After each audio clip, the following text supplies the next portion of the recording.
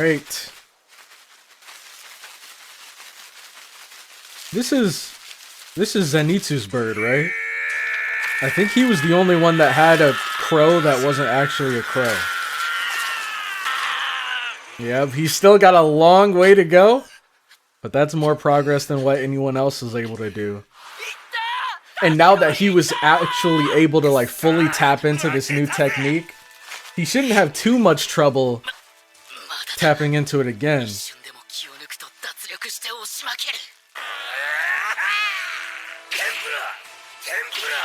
Tempura! Alright, let's go, Inosuke.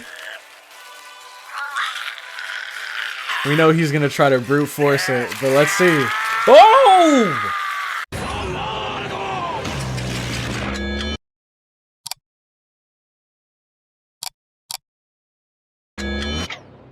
Like I bro, if you were here last episode, you know in my question of the day, I asked you guys between Zenitsu and Inosuke, who do you think is the bigger prodigy? And I think both of them are incredibly talented. I think both of them definitely have the capabilities to do this. But I said I have to choose Inosuke, because he's the kind of person where if he can't do something, he's going to keep slamming his head against that wall until he breaks through. And the only thing that can fuel him even further is when he sees someone else able to do something that he can't do. Then he pushes even harder, and now look at him. We didn't even see the like flames go through his body or anything, so we don't know if he's actually using the technique. This could just be raw strength right here that we're witnessing. But he did it! Yep, it's your turn. Don't you see the letter? Not even gonna open it? There you go. Oh, it's gotta be urgent. Why only him, though? Oh, I mean, this could be bad news. We'll have to see. We'll have to see. If that letter was specifically for him, I worry what might be in there. Stone Hashira Gyome Himejima.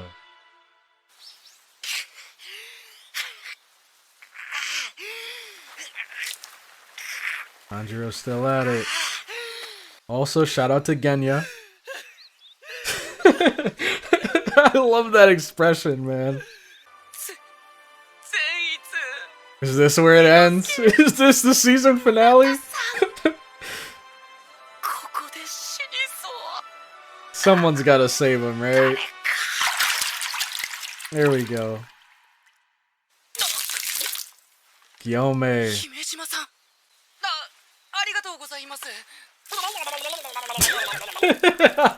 It's waterboarding him now.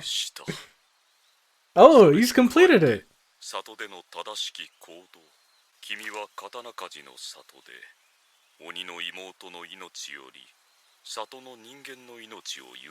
Dang, yeah, I remember that. Holy, oh, that was so good. I was about to pause, but I remember that was a super tough decision for him too. I don't even think he made that on his own. Wasn't it Nezuko that kind of pushed him? Yeah, exactly.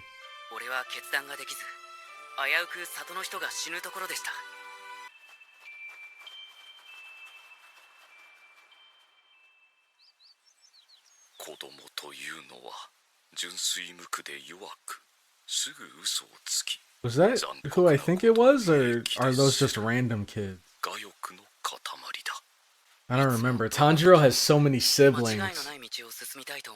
I think he had a younger sister though, besides Nezuko.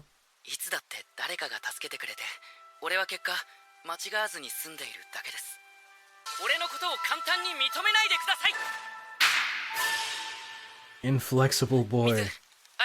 Well, he survived Mitsuri's training, so... Wait!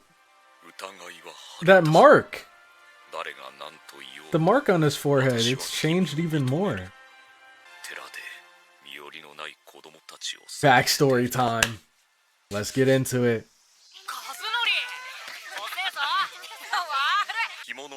And his eyes were white even back then.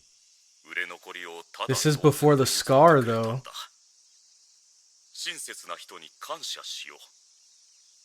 Oh, so these were the kids from his orphanage.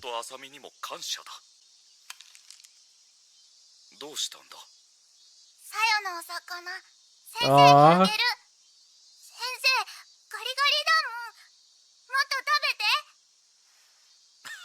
That's so nice. What the heck?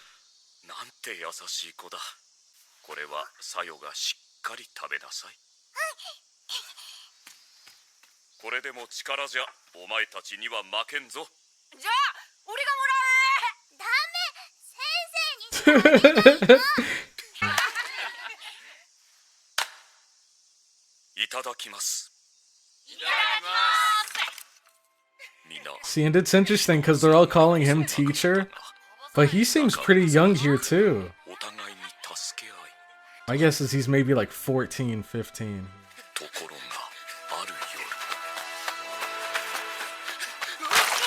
Yep. And it's always one dreaded night that ruins everything. Dang.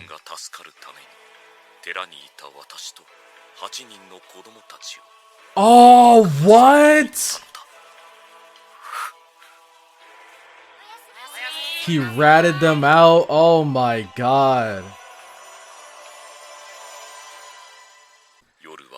Let's pause for a second. Because, you know, we gotta try to see things from his perspective before we point fingers and call people terrible.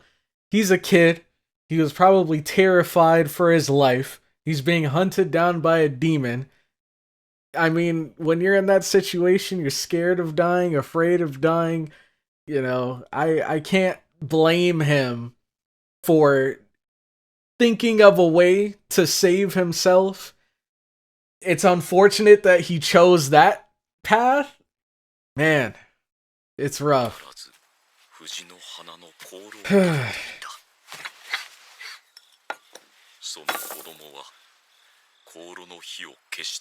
Dang. So that the demon could come in. Putting my head in his situation, I can understand where he's coming from, but I don't agree with what he did here.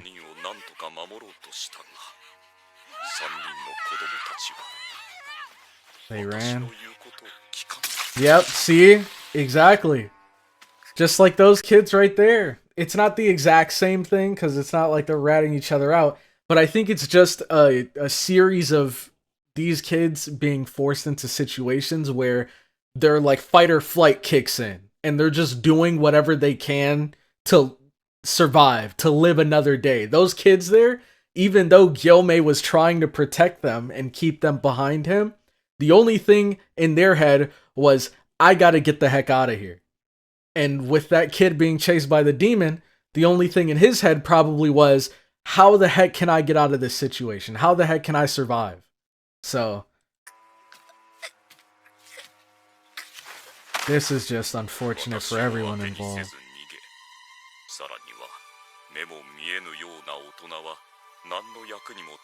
Wow, okay. Did he ever reveal that he was blind before now? Yeah, so he didn't. Come on, Sayo, she's gotta make it through this, man, somehow.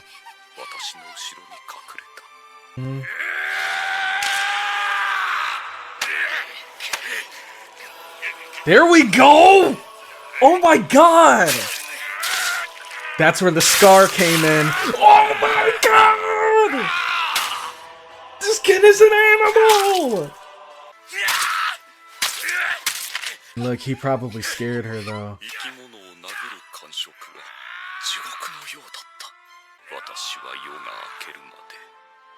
Until daybreak. Hey, that's what you gotta do though. What about Sayo?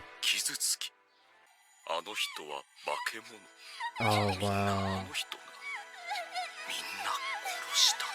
Wow. Yeah, I mean, dude, that's a long that's a long traumatic experience to go through. Dude, it's so crazy. It's so crazy because throughout that whole backstory, there's so many situations where I'm sure people were like, "Oh, that guy that ratted out the other kids is terrible.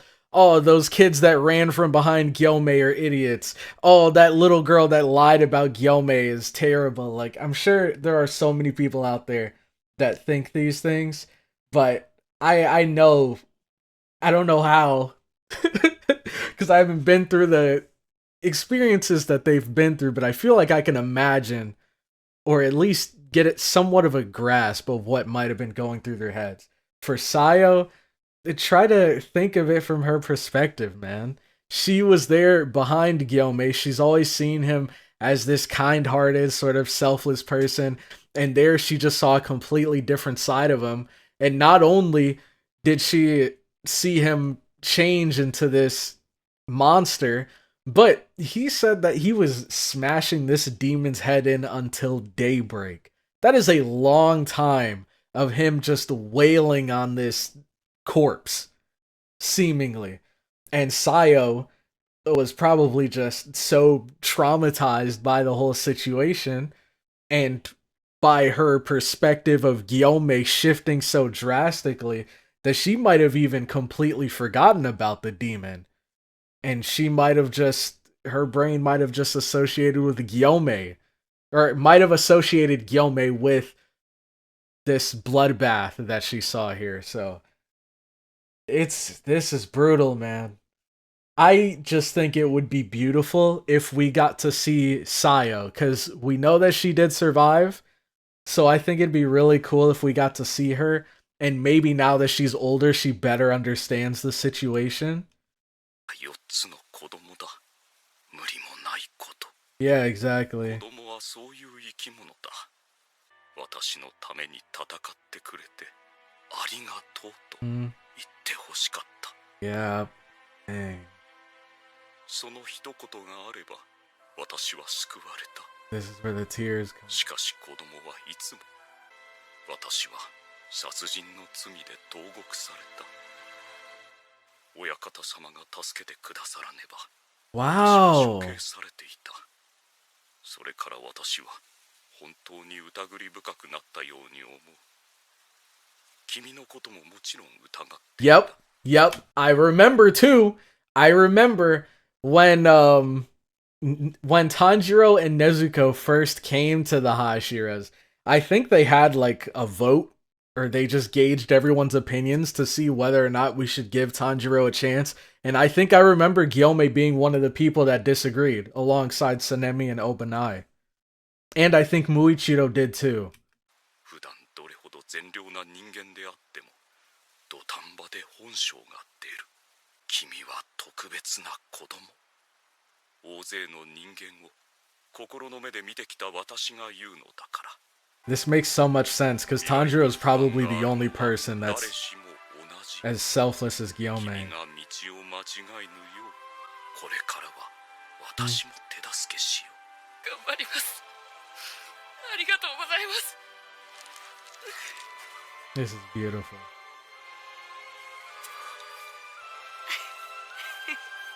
I hope we can see Sayo again one day.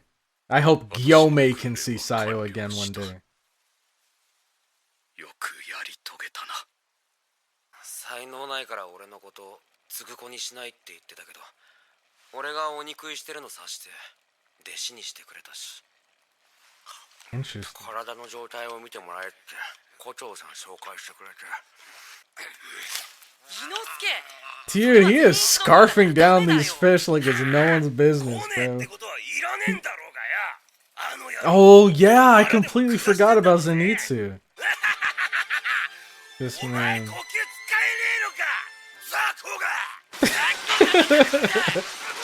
Yeah, this is definitely not gonna end well. Meditating on top of the boulder. Has he moved it at all? ここにいたのか。岩動いたか。いや、まだだ。そうか。俺次の訓練に行くんだけど、俺にできることがあれば何でも。炭治郎は炭治郎のやるべきことをやれ。これは絶対に俺がやらなきゃダメなんだ。 No matter what. I think it might have to do with his teacher. That's the only person, or his teacher was his grandfather, wasn't it? 善逸、ずっと預けたままでいいんだろうか。寂しがってないかな。 Yeah, maybe paying Nezuko a visit wouldn't be a bad idea. Oh, dang! Okay. Sanemi and Giyu. Dude, why does Sanemi always look like he's just gotten off of like 7 Red Bulls, bro? Does he ever close his eyes?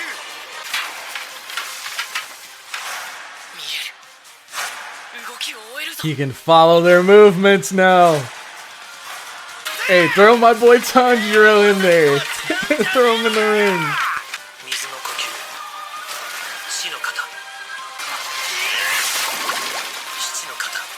Oh, drop, ripple, thrust, curve. Cold mountain wind. So fire. Of course it ends in a draw.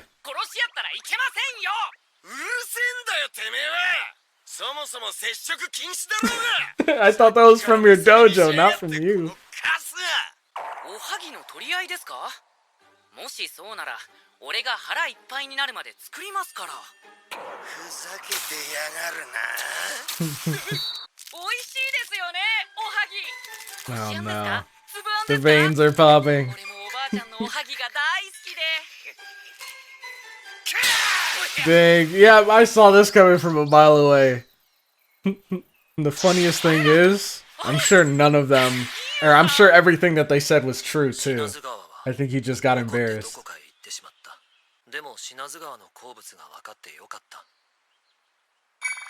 That's cool.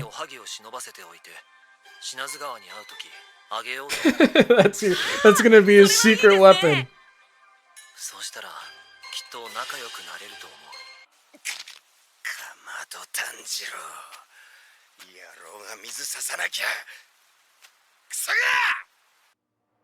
Someone's watching. Oh, get that eye out of here.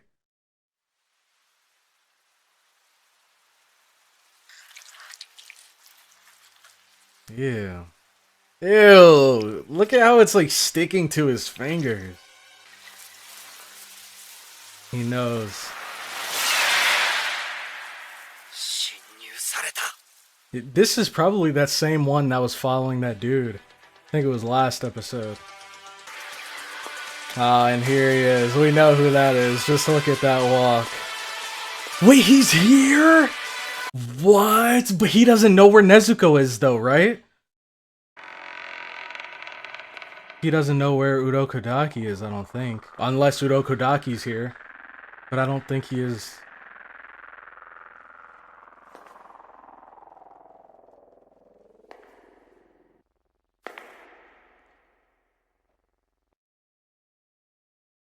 Oh, do you think he's at like the like headmaster's house? Do you think he's made it all the way there? Because he did bring his name up a couple of times in the past couple episodes, so maybe he was trying to find this headquarters so that he could search for him and Nezuko as well.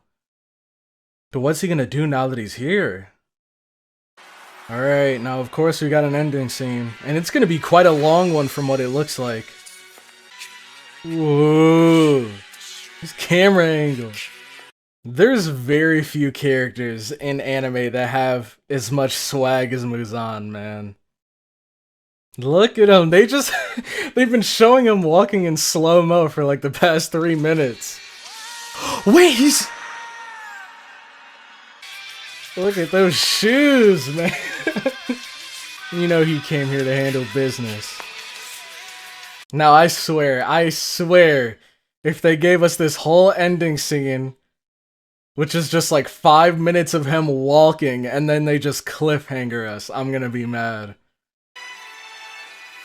Alright, we get it. It was cool at first, now it's just long. It's crazy how, like, he can't even see Muzan right now, but he probably knows exactly who it is. Just from his aura. Good to see you again.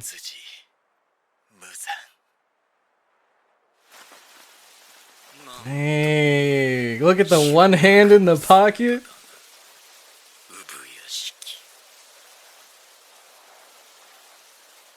Dang.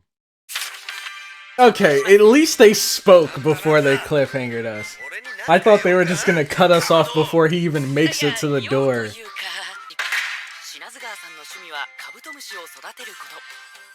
Japanese rhinoceros beetles? We know about the mochi. That's one Taisho secret you probably should have kept to yourself. Alright, so that was the end of the episode, and I'm just gonna be completely honest. I'm gonna be completely honest. I heard in the comments section that this episode was gonna be a little bit longer than usual, about 30 minutes, and the next episode I believe is gonna be like double length. So when I heard that this one was 30 minutes, I was thinking like, oh, okay, something crazy must happen in this episode. So crazy that they can't just contain it within, you know, the 24 minutes without cutting us off. But to find out that that the extended length of the episode was just Muzan walking for 5 minutes is hilarious, dude. But like I said, I would have been mad if they would have cut us off after just 5 minutes of B-roll of him walking. But the fact that he actually stopped and spoke to the headmaster, I'm never gonna get his name right, so I just don't even attempt it. The fact that they at least exchanged words with each other, that's something, so I'm not too mad. But great episode. Gyomei is so dope, man, because those are situations that really like make or break your character. Like that'll either be your villain origin story or your hero origin story, and in Gyomei's case that was his hero origin story because he was saved by the headmaster after he was locked up in prison, and that led to him becoming a Hashira, and now he's saved probably countless people from being killed by demons, when that very well could have turned him into a villain going forward, and he could be using his strength for evil right now for all we know. He could be an upper moon demon right now for all we know. If if the headmaster didn't get to him when he did, because he definitely had his fair share of being like betrayed and backstabbed when he was a kid.